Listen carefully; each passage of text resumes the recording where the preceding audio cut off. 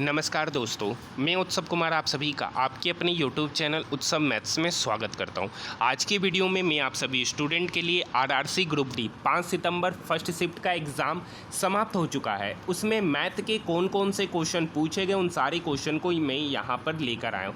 ये सारे के सारे 100% ऑथेंटिक और जेन्युइन क्वेश्चन है जो मुझे अभिषेक कुमार फ्रॉम सासाराम से भेजे हैं। उनका आज एग्जामिनेशन था, 5 सितंबर फर्स्ट शिफ्ट में भेजा। तो इनको मैं सबसे पहले धन्यवाद देना चाहता हूं कि उन्होंने मुझे सारे के सारे क्वेश्चन बताए हैं।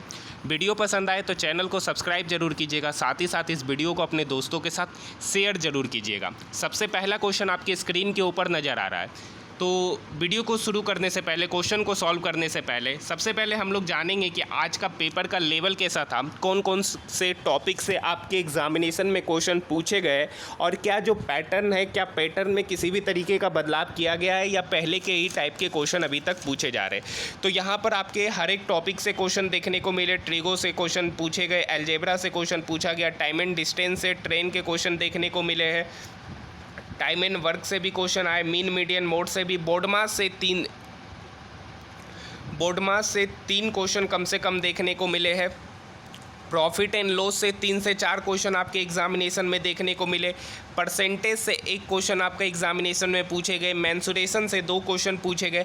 और रहा बात पेपर का पैटर्न का, तो अभी तक जैसा मैथ का पैटर्न रहा है आज भी मैथ का पैटर्न में किसी भी तरीके का बदलाव नहीं किया गया है। तो आइए दोस्तों क्वेश्चन देखते हैं कि कौन कौन से क्वेश्चन पूछे गए। एक क्वेश्चन पूछा गया है कि घनाभ का आयतन क्या होगा यदि उसकी लंबाई 5, चौड़ाई 3 और ऊंचाई 4 सेंटीमीटर दे रखी है। तो घनाभ का आयतन होता है L into B into H होता है। L यहाँ पर 5 दे रखा है, B यहाँ पर 3 दे रखा है और H यहाँ पर 4 दे रखा है। 5 20 20 या 60 सेंटीमीटर क्यूब इस क्वेश्चन का क्या होगा, सही उत्तर होगा। आप मुझे कमेंट सेक्शन में ज़रूर बताइएगा क्या डाटा यही था। नेक्स्ट क्वेश्चन, एक गोला का सरफेस एरिया क्या होगा यदि उसका व्यास 14 सेंटीमीटर दे रखा है। तो गोला का व्यास 14 सेंटीमीटर है तो रेडियस क्या होता है, रेडियस होता है व्यास का आधा। व्यास 14 है तो रेडियस हो जाएगा 7 सेंटीमीटर। अब बताइए गोला का सरफेस एरिया क्या होता है। गोला का सरफेस एरिया होता है 4 pi r square, 4 pi r square यानी 4 इंटू 22/7 गुना आर कितना निकल के आया, 7 गुना 7। ये 7 से 7 क्या हो गया, कट गया। 22 सत्ती 107 दूनी 14 और 7 दूनी 14 15, 22 सत्ती 154। 154 को जब हम 4 से गुना करेंगे, 154 को जब हम 4 से गुना करेंगे तो 616 निकल के आएगा। कितना निकल के आएगा, 616 निकल के आएगा। यानी गोला का जो सरफेस एरिया हो गया वो आपका 616 सेंटीमीटर स्क्वायर होगा, जो इस क्वेश्चन का सही उत्तर है। अगर आपको इसका पीडीएफ चाहिए तो टेलीग्राम ग्रुप का लिंक इस वीडियो के डिस्क्रिप्शन में दे रखा, आप वहां ज्वाइन हो सकते हैं। मैं आपको 5 सितंबर फर्स्ट शिफ्ट का जीके का और मैथ का पीडीएफ अपलोड कर दूंगा कि कौन कौन से क्वेश्चन पूछे गए। एक क्वेश्चन पूछा गया है, यदि एक शहर के वर्तमान जनसंख्या 85,625 है, पहले साल में 10% की वृद्धि होती है, दूसरे साल में 8% की वृद्धि होती है और तीसरे साल में 22% की कमी होती है, तो 3 साल बाद जनसंख्या क्या होगी। तो पहला जनसंख्या, पहले वर्तमान में जनसंख्या है 85,625, 10% की वृद्धि हुई यानी 11/10, फिर 8% की वृद्धि हुई यानी 108/100 और 22% की कटौती हुई है यानी 78/100। अब इसे ही हमें क्या करना है, जोड़ घटाव गुना भागा करना है। तो यहाँ से आप इसे जोड़ घटाव गुना भागा कीजिए, जो निकल के आएगा वही आपका सही उत्तर होगा। यहाँ पर कैलकुलेशन करने में मुझे समस्या होती है क्योंकि स्क्रीन छोटा होता है। स्क्रीन छोटा होने की वजह से कैलकुलेशन में थोड़ा सा प्रॉब्लम होता है। 4 दूनी 8, 2 7 चौक 28 यानी 27/25।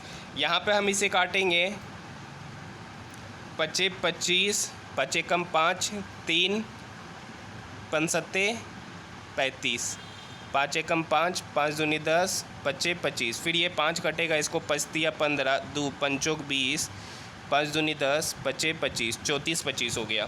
फिर ये कटेगा 25, फिर ये कटेगा 25 एकम 25, 9, 5 से ही काटते, 5 दूनी 10, यहाँ कटा 5 30, 4 5 40, 25 25, फिर ये 2 इस 78 को काटेगा 39 बार में, ऊपर हो गया 39 गुना 27 गुना 11, और यहाँ ये फिर कटेगा ये 20 बार में कटा, और इधर कटेगा 5 एकम 5, 5 तिया 15, 3 पंसते 35, ऊपर हो जाएगा 137 गुना 11 गुना 27 गुना 39 का मल्टीप्लिकेशन, और नीचे डिवाइडेड बाय 2।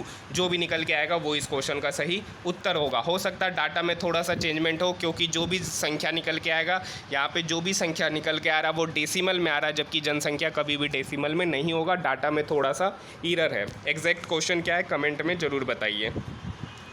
नेक्स्ट क्वेश्चन है, देखिए यहाँ पर 2 संख्या का गुणनफल दे रखा है। गुणनफल उनको याद नहीं था, मैंने 144 मान लिया, और उसका एचसीएफ 24 दे रखा था, तो एलसीएम पूछा है। अब आपको पता है कि 2 संख्या का गुणनफल बराबर होता है LCM into HCF, LCM into HCF. LCM कितना है यही निकालना है, और एचसीएफ कितना है 24। 24 पचे 120, 24 छक 144, यानी एलसीएम यहाँ से कितना निकल के आ गया 6 निकल के आ गया। एलसीएम यहाँ कितना निकल के आ गया 6 निकल के आ गया। तो यहाँ पर 144 भी मत मान लीजिए, 1440 मान लीजिए, 1440 मान लीजिए, क्योंकि एचसीएफ 24 हो जाए और एलसीएम 6 हो जाए, थोड़ा सा पॉसिबल नहीं लगता है। ठीक है, तो यहाँ पे 1440 मान लीजिए, तब एलसीएम आपका 60 निकल के आएगा, तब एलसीएम आपका 60 निकल के आएगा, क्योंकि उनको संख्या का गुणनफल याद नहीं था, लेकिन फॉर्मेट पता था कि 2 संख्या का गुणनफल दे रखा है, एचसीएफ 24 था और एलसीएम पूछा गया था। एक क्वेश्चन पूछा गया है, यदि एक पुत्र की आयु अपने पिता की आयु के आधे से 20 कम है, पिता की आयु 60 वर्ष है, तो पुत्र की आयु क्या होगी। बोला गया पुत्र की जो आयु पिता की आयु का आधा, पिता की आयु 60 है, उसका आधा कितना हो गया 60 डिवाइडेड बाई 2 30। 30 से कितना कम है 20 कम है, तो यानी 30 माइनस 20 कितना हो गया 10 वर्ष, यानी पुत्र की आयु क्या हो गई 10 वर्ष हो गई, जो इस क्वेश्चन का सही उत्तर है। आप देख सकते हैं कि मैथ का क्वेश्चन कितना इजी टू मॉडरेट रहा है। ये क्वेश्चन आपको बोले ही है कि हर एक शिफ्ट में पूछा जा रहा है if roots of quadratic equation, एक द्विघात समीकरण है जिसका 2 रूट -3 और 60 है, तो वो क्वाड्रेटिक इक्वेशन पूछा है। यानी अल्फ़ा का वैल्यू यहाँ -3 दे रखा है और बीटा का वैल्यू कितना दे रखा है 7 दे रखा है। तो सबसे पहले बताइए अल्फ़ा प्लस बीटा क्या होगा। अल्फ़ा प्लस बीटा होगा 7 - 3 4, और अल्फ़ा इंटू बीटा क्या होगा 7 इंटू -3 -21।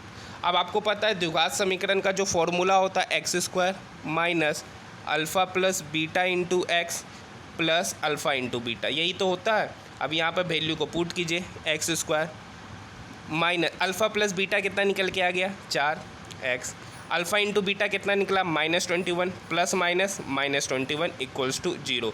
यानी वो जो क्वाड्रेटिक इक्वेशन बनेगा वो ये बनेगा। क्वेश्चन दे रखा था कि 2 रूट्स दे रखा है -3 और 7, और 4 ऑप्शन क्वाड्रेटिक इक्वेशन में दे रखा था कि इस -3 और 7 से कौन सा क्वाड्रेटिक इक्वेशन बनेगा। तो उसका सही उत्तर x² -4x -21 equals to 0। Next question median दे रखा था, 12 नंबर दे रखा था, 12 नंबर दे रखा था और उसको अरेंज किया हुआ था, तो उसका मीडियन पूछा गया था। तो 12 नंबर को सबसे पहले हम इंक्रीजिंग ऑर्डर में सरियाएंगे। सबसे पहले हम लोग इंक्रीजिंग ऑर्डर में क्या करेंगे सरियाएंगे। सरियाने के बाद इधर के 5 नंबर और इधर के 5 नंबर को हम क्या कर देंगे छोड़ देंगे। बीच का जो 6 और 7 नंबर होगा, उस दोनों को जोड़ेंगे और 2 से क्या कर देंगे डिवाइड कर देंगे, क्योंकि यहाँ पर एग्जैक्ट उनको 12 नंबर याद नहीं था कि वो 12 नंबर क्या थे, लेकिन मैं आपको तरीका बता दे रहा हूँ, क्योंकि बीच का 2 नंबर को हम क्या करेंगे जोड़ लेंगे और उसको 2 से डिवाइड कर देंगे। डिवाइड करने के बाद जो निकल के आएगा वो इस क्वेश्चन का क्या होगा सही उत्तर होगा, जो आज आपके एग्जामिनेशन में पूछा गया है। 12 नंबर का डिजिट दे रखा था सबसे पहले अगर इंक्रीजिंग ऑर्डर में, तो इंक्रीजिंग ऑर्डर में नहीं सरियाएंगे। अगर इंक्रीजिंग ऑर्डर में नहीं दे रखा है तो सबसे पहले उसको इंक्रीजिंग ऑर्डर में सरियाएंगे, और उसके बाद क्या करेंगे। एक क्वेश्चन दे रखा 8 साल का साधारण ब्याज 11/8 है, तो मूलधन 11/8 मूलधन है। 8 साल का साधारण ब्याज मूलधन का 11/8 है। बोल रहा 8 साल का जो साधारण ब्याज है मूलधन का 11/8 है, तो रेट क्या होगा। यानी ब्याज के बारे में बता दिया कि ब्याज 11/8 नहीं 8/11 होना चाहिए। ठीक है, 8/11 है मूलधन का। अब ये ऐसा ही है ना, अब ऐसा ही बराबर क्या होता है P इंटू रेट निकालना है, और टाइम कितना दे रखा है, ये कितना साल में हो रहा है 8 साल में हो रहा है, यानी 8 डिवाइडेड बाय 100। ठीक है। 8 से 8 क्या हो गया, कट गया। P से P क्या हो गया, कट गया। ये 100 ऊपर आ गया, रेट निकल के आ गया 100 डिवाइडेड बाई 11, 100 डिवाइडेड बाई 11। इसको काटेंगे तो ये हो जाएगा 9:1/11%, 9:1/11%। क्या कर रहा है क्वेश्चन बता देते हैं। 8 साल का जो साधारण ब्याज है वो मूलधन का 8/11 है। 8 साल का साधारण ब्याज, टाइपिंग करने में थोड़ा सा मिस्टेक हो गया। 8 साल का जो साधारण ब्याज है वो मूलधन का 8/11 है। तो रेट पूछा है, तो रेट पूछा है, रेट निकल के आपका आ जाएगा 9:1/11%, 9:1/11% निकल के आएगा, जो इस क्वेश्चन का सही उत्तर है। देखिए एक क्वेश्चन आपका पूछा गया है